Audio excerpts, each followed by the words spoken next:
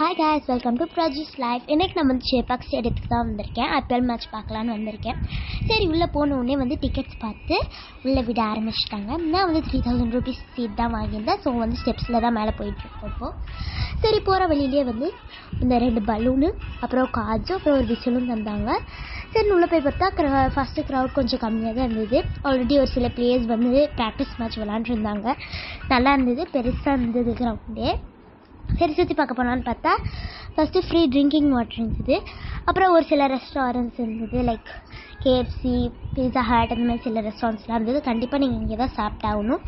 ஏன்னா நீங்கள் எதுவுமே எடுத்துகிட்டு போகக்கூடாது, தண்ணி கூட எடுத்துகிட்டு போகக்கூடாது. அதனால் எல்லாமே இங்கே தான் சாப்பிட்ணும். நல்லா ஃபெசிலிட்டி, ஃபுட்லாம் நல்லா தான் இருந்தது. பக்கத்துலேயே பாத்ரூம் கூட இருந்தது, நல்லா தான் இருந்தது, அதுவும் க்ளீனாக தான் இருந்தது. சரின்னு பார்த்தா வந்து மேட்ச் ஆரம்பிச்சிட்டாங்க. தோனி வந்ததுனால செம்ம சத்தம் கேட்டுக்கோங்க, நானும் செம்ம சத்தமாக ஆகிட்டேன். சரின்னு பார்த்தா அதுக்குள்ளேயே வந்து இன்டர்வலும் வந்துடுச்சு. அதனால போய் ஒரு காஃபியும் ஒரு மேகியும் வாங்கிட்டு வந்துட்டேன்.